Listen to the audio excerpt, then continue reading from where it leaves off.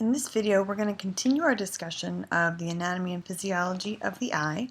And of course, we are looking at the sense of sight. So we're going to look at the region of the eye which has specified receptors that can actually respond to changes in light.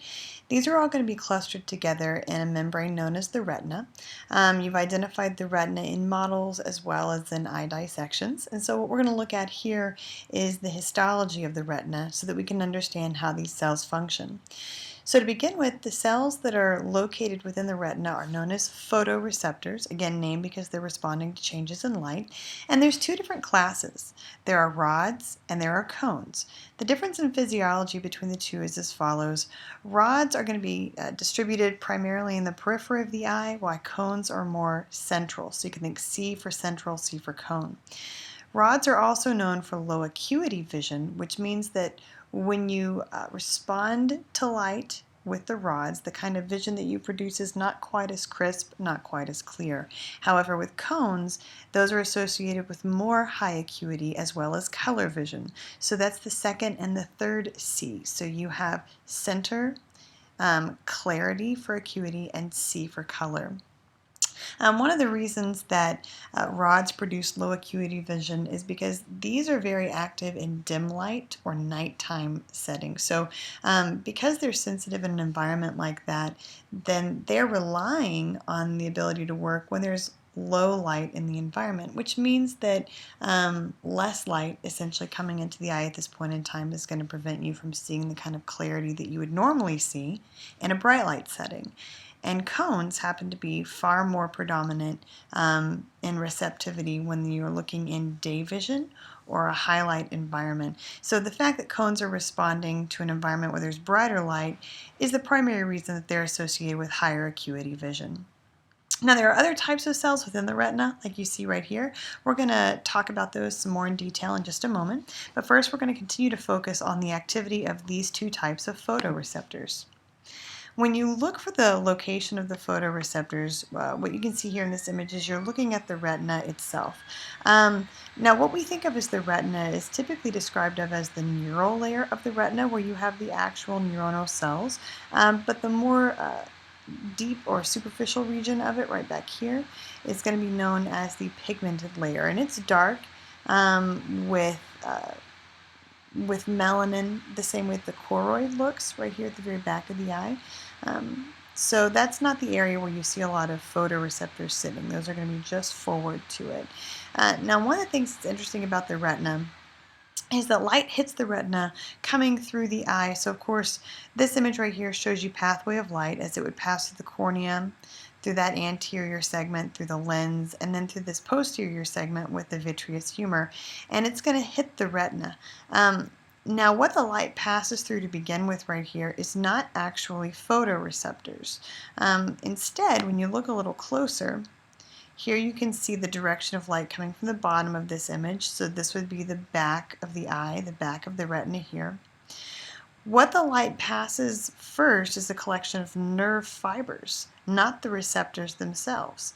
In fact, before the light can get to the actual photoreceptors, it's going to pass by several other types of neuronal cells. First, it's going to pass by a layer that we call ganglion cells. Then it's going to pass a layer known as bipolar cells, and then it will finally get to the photoreceptors, which are embedded in the very back of the eye in the pigmented part of the retina. If we go back to this image that we saw previously, then you can see right here the three layers of cells that we were identifying in the more magnified image. Back here in purple and in yellow would be your photoreceptors. Here in red would be the bipolar cells, and here in this gray-green would be your ganglion cells. So as the light makes it to the photoreceptors, it first passes loose nerve fibers, then the ganglion and the bipolar cells, and is finally going to meet the cells that can respond to it, the photoreceptors. So of course, that's just the pathway of light. You'll find that the pathway of phototransduction or transmission runs in the opposite direction. And so they use yellow arrows right here to show the pathway of light. And once the light actually reaches the receptive regions of the photoreceptors, you can begin nerve transmission or nerve impulses. And that's going to follow the direction that you see here in these blue arrows. So it's going to start with the photoreceptors and then begin a series of impulses that run through the bipolar cells, then down here to the ganglion cells. And those ganglion cells are actually the cells attached to the nerve fibers, which you can see running through the neural layer of the retina, and eventually bundling together to exit the eye as the optic nerve. So everything that you assume is the optic nerve right here is actually bundles of fibers that come from ganglion cells. So again, light passes all of these layers of cells to eventually target the photoreceptors. The photoreceptors respond to the light and begin to generate a series of impulses that travel in the opposite direction to the bipolar cells and then finally the ganglion cells and out of the eye. So now the retina, as you know, has some anatomy that is pretty distinct. At the very center and back of the eye, you have the macula lutea, which then has an embedded region known as the fovea centralis. This sits at the very back and center of the eye, so it is the location of your best vision. And one thing you'll note is that it has a higher number of cones, right, for your color and your clarity than it does for rods, which are your dim light. And so when light hits the back of the eye, it's hitting more cones than rods. However, we know that rods are more predominant in the periphery of the eye, so as you move away from the macula, you would expect to see fewer cones and more rods. You also learn about the optic disc in lab. Now you can see right here why it is the location of exiting ganglion cell fibers or axons. Keep in mind that this is known as the blind spot because there are no photoreceptors which exist here. You can see here in this image the location of the macula lutea, very central to the eye with the fovea centralis, just deep to that.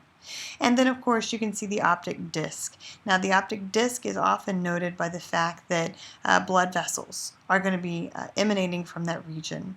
If you have entryway or exit of your ganglion fibers, then you also have passage of blood vessels. This is not center, instead it is medial in the eye. So looking at the photoreceptors more closely, each one of the rods and cones is divided up into inner and outer segments. In this picture you can see what this looks like. Here are the outer segments of the rods and the cones, and of course looking at this image here you can see why they get their names. And here's the inner segment. And the inner segment itself contains a number of cellular organelles, like the mitochondria that you see labeled right here, and is right between the outer segment and then what we usually think of as the cell body. So cell body, very similar to what we've noted in other neurons. Now, one of the classic anatomic structures of the outer segment is that it's made up of a series of discs. The discs that are right here are individual membranous regions that are hollow. And you can see a magnified image of one of the discs right here. And layering the plasma membrane all around the disc is going to be a very specific kind of a molecule that here is labeled as a pigment molecule. Depending on whether you're looking at a photoreceptor that's a rod or a cone, this pigment molecule gets a different name. Now, if we go backwards here, you'll find that the photopigment within a rod is called rhodopsin, and this is where retinol is stored. If you've ever learned about why eating carrots with retinol with vitamin A is good for you, it's because it has retinol, helping to build this photopigment within your rods. And the photopigment within cones is known as photopsin. In the examples we're going to look at here in a moment, we're going to spend most of our time looking at what happens to rhodopsin, but keep in mind that it's a very similar mechanism between rhodopsin and photopsin. You'll notice, of course, that rhodopsin is going to absorb light whenever it hits the retina, and so the rhodopsin itself tends to be the most crucial element of a photoreceptor. The photopsin also responds to light, but because it's working in a higher or a brighter light environment, one of its capabilities is that it can respond to 3 different wavelengths of light, which means photopsin, unlike rhodopsin, can respond to different colors. And so when you look at cones themselves, cones can differentiate between different wavelengths in light, giving you your various blues, greens, reds, yellows, whereas rods all respond to dim light and don't produce color. This is another reason that when you're looking at things in the dark, you can't distinguish colors as easily as when you're looking at things in the light. The cones are activated in the light, rods are activated in the dark. Whenever genetically you don't have the ability to differentiate between these wavelengths, that's what can produce color blindness, and that's often diagnosed using a Nishihara test, like you can see right here, for red-green color blindness, which is the most common form. So this becomes the most tricky concepts regarding special senses is when we look at what's referred to as phototransduction. So recall, of course, that transduction means to change, right? So transducing here, we're taking one stimulus, which would be light, and changing it into a different stimulus, which would be a nerve impulse. So phototransduction. Ironically, we're going to start our discussion in the dark. So we're looking here at rods and rhodopsin within those rods. So in the dark, rhodopsin is not absorbing light, and because of this, rods are actually undergoing a depolarization. We call this the dark current because it's depolarization that's happening within the dark. Looking at this image right here, they do a nice job of summarizing what's happening. So here is your rod right here, and the environment is obviously signifying that it's in the dark. The rods themselves are undergoing depolarization, and as they do such, are actually releasing neurotransmitters you can see right here. Now the neurotransmitter that's being released is referred to as glutamate, and in this particular example, glutamate has an inhibitory effect on the bipolar cell.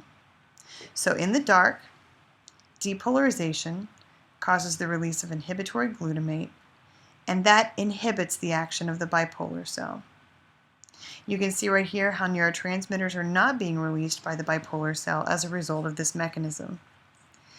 Now, however, whenever light finally hits these photoreceptors, we're moving to the next phase, so phototransduction in the light.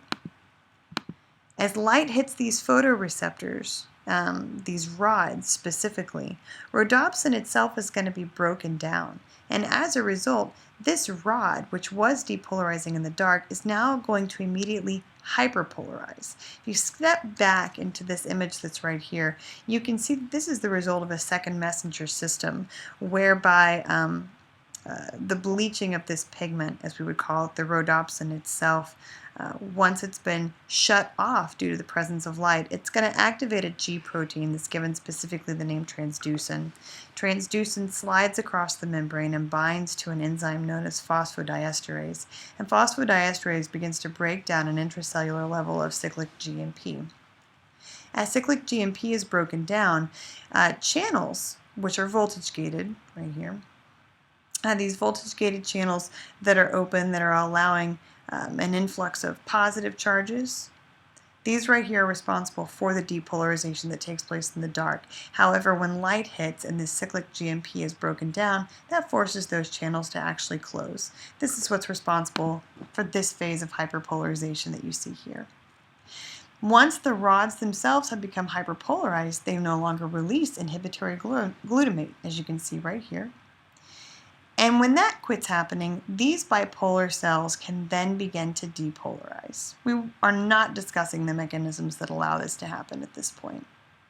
When the bipolar cells depolarize, they release an excitatory neurotransmitter, which binds to receptors right here on the receptive end of a ganglion cell, allowing a ganglion cell to then begin generating its own nerve impulses. And here you can see the frequency at which that's going to happen. This, of course, is going to pass out of the eye as the optic nerve, and the optic nerve undergoes decussation at the optic chiasma. Most of these are going to run back to the thalamus themselves, which then is going to act as the relay center that it is to transmit fibers through what is called the optic radiations back to the primary visual cortex. There are also some branches which run to the superior colliculi of the corpora quadrigemina. And you can see pretty well right here how that's working. Here are the optic nerve fibers that run back, undergo decussation, some of which running to the thalamus, some of which running as optic radiations back to the primary visual cortex. The last thing I want you to see here is that we discussed the fact that vision in itself is partially contralateral, but not entirely. Notice here that each eye has the ability to monitor images from both the opposite field of view and the ipsilateral field of view, and send signals from both fields back to the optic chiasma. However, at the optic chiasma, you notice that everything that perceives the right field of view is going to proceed over here to the left side of the brain, and everything that is perceived in the left field of view crosses over, following the yellow fibers, to the right side of the brain. So vision itself becomes contralateral upon reception.